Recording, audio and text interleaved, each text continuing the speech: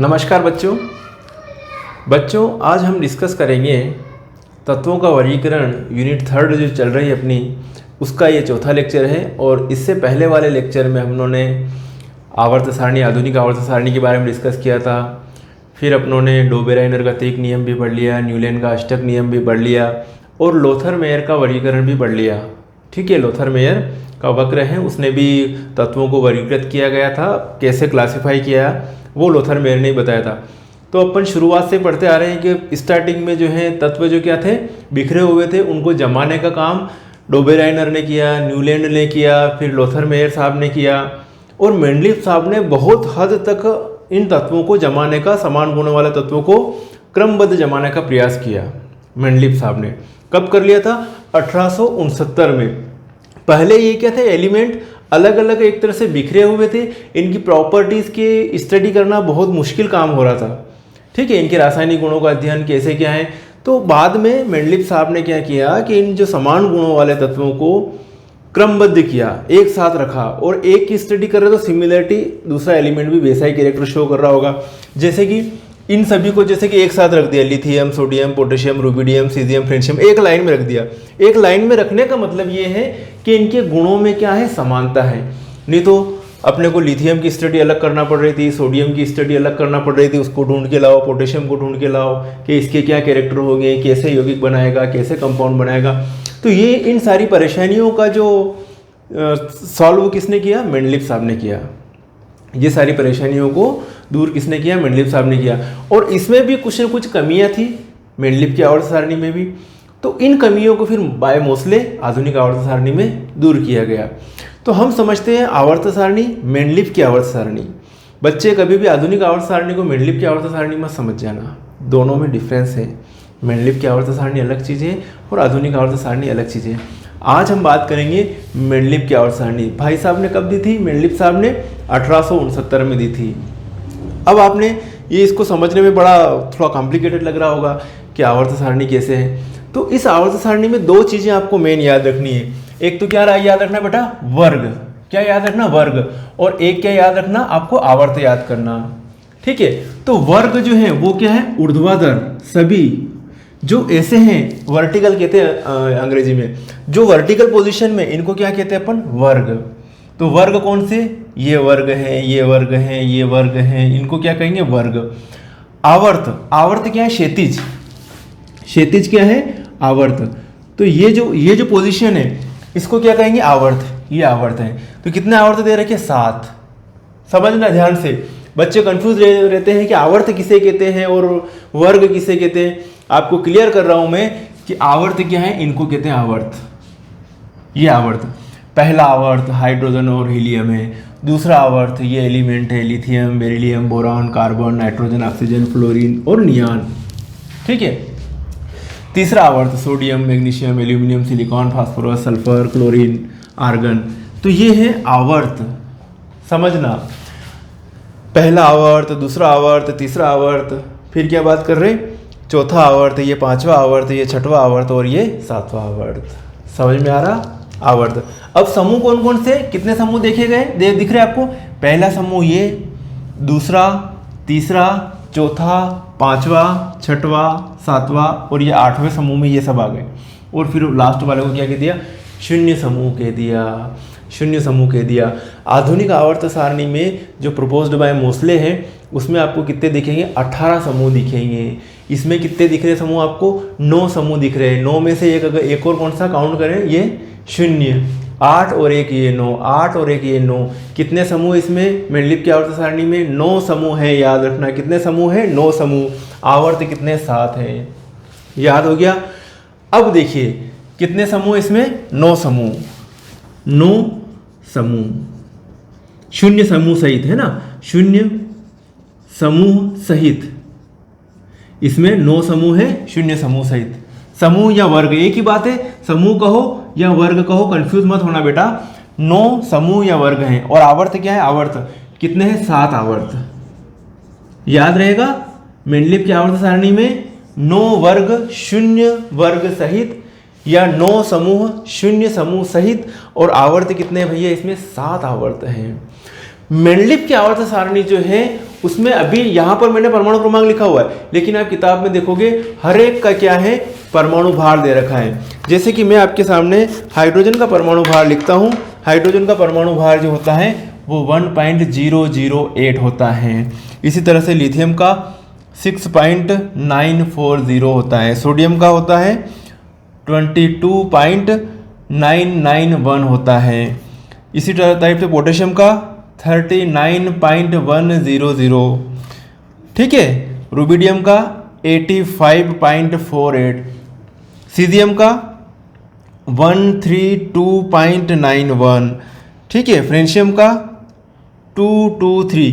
तो ये जो लिख रहा हूँ ये क्या है, परमाणु भार है, ये क्या है, परमाणु क्रमांक है। ये क्या है, परमाणु भार है, और ये वाली संख्या क्या है, परमाणु क्रमांक, और ये क्या है, परमाणु भार। तो मेंडलीफ साहब ने क्या किया, तत्वों को परमाणु भार के बढ़ते हुए क्रम में जमाया। किसके क्रम में, परमाणु भार के बढ़ते हुए क्रम में। जैसे हाइड्रोजन ये है, फिर हीलियम यहाँ पे 4.008 इसका परमाणु भार है, ये परमाणु भार। तो मेंडलीफ का जो आवर्त नियम है भैया वो क्या है कि तत्वों के भौतिक और रासायनिक गुण, ठीक है, क्या है, तत्वों के भौतिक और रासायनिक गुण उनके परमाणु भारों के आवर्ती फलन होते हैं।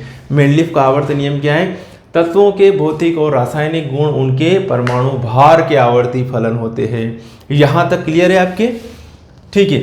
अब देखो मेंडलीफ की आवर्त सारणी में अपन डिस्कशन करते हैं। मेंडलीफ की आवर्त सारणी में 7 ऊर्ध्वाधर खाने को ए बी में बांटा गया है। ये ए बी 8वें को नहीं बांटा गया, देखो 7 पहले को ए बी में बांटा गया, दूसरे को भी ए बी में, तीसरे को भी ए बी में, चौथे को भी ए बी में, पांचवें को भी ए बी में, छठे को भी ए बी में, सातवें को भी ए बी में।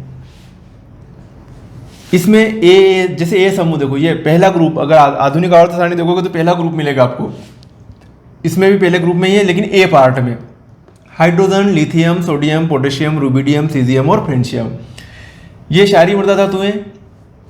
दूसरे समूह में या दूसरे वर्ग में, वर्ग या समूह कोई दिक्कत नहीं, समूह भी कहो तो दिक्कत नहीं, दूसरे समूह या वर्ग में ए भाग में है ना, beryllium, magnesium, calcium, strontium, barium, radium, boron, aluminium, gallium, indium, thallium, carbon, silicon, germanium, tin, lead, nitrogen, phosphorus, arsenic, antimony, bismuth, oxygen, sulphur, selenium, tellurium, polonium, fluorine, chlorine, bromine, iodine, astatine, last में helium, neon, argon, krypton, xenon और radon लिख दिया।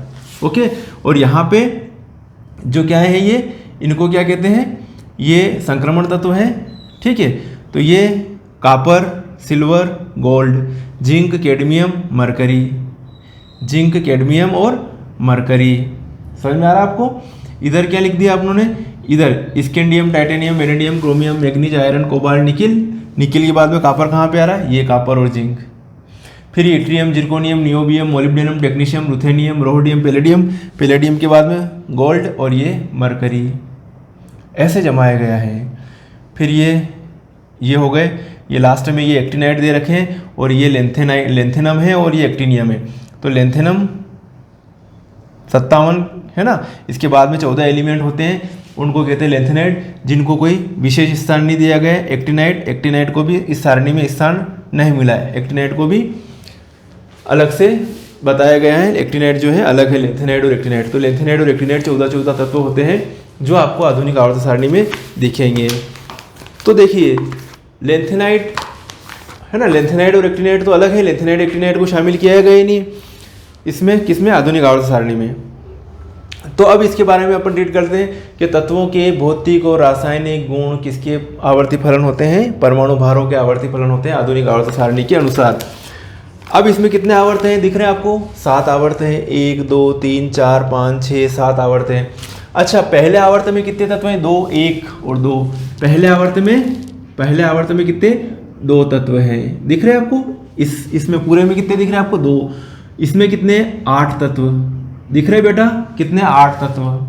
ये आवर्त ऐसे है ना, 8 तत्व। अच्छा, इसमें कितने तत्व हैं, जल्दी से बताओ। इसमें भी 8 तत्व हैं, 8 तत्व।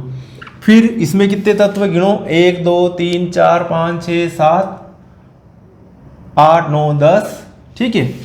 11, 12, 13, 14, 15, 16, 17, 18, ये पूरा एक आवर्त है ना, इसमें कितने 18 तत्व। ओके, फिर इस आवर्त में भी कितने 18 तत्व, गिन लो चाहो तो कितने मिलेंगे आपको, 18 तत्व मिलेंगे। गिन रहे हो, 1, 2, 3, 4, 5, 6, 7, 8, 9, 10, 10 के बाद में 11, 12, 13, 14, 15, 16, 17 और 18 तत्व। अब इसमें कितने तत्व हैं, इसमें 32 तत्व है ना, लेंथेनम 57 के बाद में आने वाले 14 तत्व और हैं, तो ऐसा करके छठवें आवर्त में कितने तत्व माने, 32 तत्व, 32 तत्व। और इसको उस टाइम पे ये जो आवर्त है लास्ट वाला, इसको क्या कहा गया था, अपूर्ण आवर्त कहा गया था, अपूर्ण आवर्त।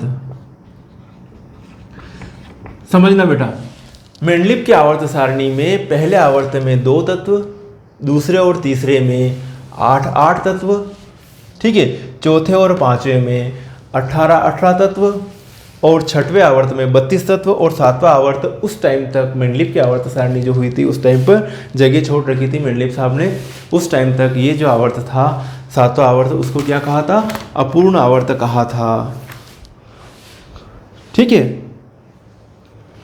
उसमें उस टाइम तक कितने तत्व ज्ञात थे, 28 तत्व ज्ञात थे। कितने थे, 28 तत्व ज्ञात थे, जिसमें बाद में और उस आवर्त में, सातवें आवर्त में और तत्व रखे गए जो आपको मिलेंगे आधुनिक आवर्त सारणी में। चलो क्लियर है, कोई डाउट? तो आवर्त के बारे में आपको समझ में आ गया, आवर्त ये है। अब वर्ग, कितने वर्ग है इसमें मेंडलीव की आवर्त सारणी में, टोटल कितने वर्ग दिख रहे हैं जल्दी से बताइए, वर्ग या समूह? 9। कितने, 9, 1, 2, 3, 4, 5, 6, 7, 8 और ये 9 वर्ग। लेकिन यहाँ पर अपन बात करेंगे कि उस टाइम तक इस वर्ग की खोज नहीं हुई थी, इन्होंने जगह जरूर छोड़ी थी कि लास्ट में शून्य समूह को रखेंगे। तो उस टाइम तक कितने थे, 8 वर्ग थे। कितने थे, 8 वर्ग थे मेंडलीव साहब ने जब इस पीरियोडिक टेबल जब बनाई थी, क्योंकि उस टाइम पे निष्क्रिय गैसों की खोज नहीं हुई थी उस टाइम पर निष्क्रिय, लेकिन उन्होंने पहले ही घोषणा कर रखी थी कि कुछ ऐसी है आगे आएगी, कुछ एलिमेंट्स ऐसे आएंगे जिनको रखा जाएगा यहाँ पर, इसलिए यहाँ पर लास्ट वाले समूह को फिर बाद में क्या रख दिया, नाम उसका शून्य समूह रख दिया। तो कितने थे, 8 वर्ग थे। ठीक है, 8 वर्ग थे। और ऐसा लिखेंगे 9 वर्ग लिखेंगे तो साथ में क्या लिखेंगे, शून्य समूह सहित 9 वर्ग। लेकिन उस टाइम तक शून्य समूह की खोज नहीं होती, बाद में खोज हुई। ठीक है, जिनमें से 7 वर्गों को 1, 2, 3, 4, 5, 6, 7 वर्गों को ए बी पार्ट में बांटा गया है। समूह समझ में आ रहा ना, इनको ए बी उपवर्गों में बांटा गया है, ए बी। तो जैसे कि इसमें फर्स्ट समूह में ए वर्ग में ये हैं, तो बी में ये वाले ट्रांजिशन एलिमेंट रख दिए, इनको कहते हैं ट्रांजिशन एलिमेंट, ये वाले। फिर यहाँ पर बी वर्ग में इनको रख दिया, ए वर्ग में ये, बी वर्ग में ये, ए वर्ग में ये, बी वर्ग में ये इस टाइप से इनको सभी को रख दिया। तो आज का मेन यही कॉन्सेप्ट कि बस आप समझ लीजिए मेंडलीव की आवर्त सारणी, मेंडलीव की आवर्त सारणी में कितने वर्ग होते हैं, वर्ग या समूह होते हैं, कितने आवर्त होते हैं, किस आवर्त में कितने कितने तत्व हैं, ये इतना सा समझ लीजिए काफ़ी है। बाकी आप थ्योरी बुक्स से अच्छे से पढ़ सकते हो। ठीक है, तो आज के लिए यही काफ़ी। कितने वर्ग हैं, 8 वर्ग थे उस टाइम पर। कितने थे, 8, जिसमें से 7 को ए बी में बांटा गया है। ठीक है, शून्य समूह के लिए जगह थी, छोड़ दी गई थी, बाद में रखे गए हैं। और आवर्त कितने हैं, 7 आवर्त हैं। पहले आवर्त में 2 तत्व, दूसरे तीसरे में 8, चौथे में 18, पांचवें में 18, छठवें में 32 और सातवें में उस टाइम तक 28 तत्व ज्ञात थे, उसे क्या कहा, अपूर्ण आवर्त कहा। ठीक है, रिवाइज कीजिएगा और अच्छे से याद कीजिएगा, मज़ा आ जाएगा। सारे कॉन्सेप्ट आप देखिए, बुक्स का सहारा लीजिए, वीडियो देखिए, दोनों को कॉम्बिनेशन करके देखिए, मज़ा आएगा। ठीक है बच्चों, मिलेंगे फिर नेक्स्ट वीडियो में, तब तक के लिए बाय।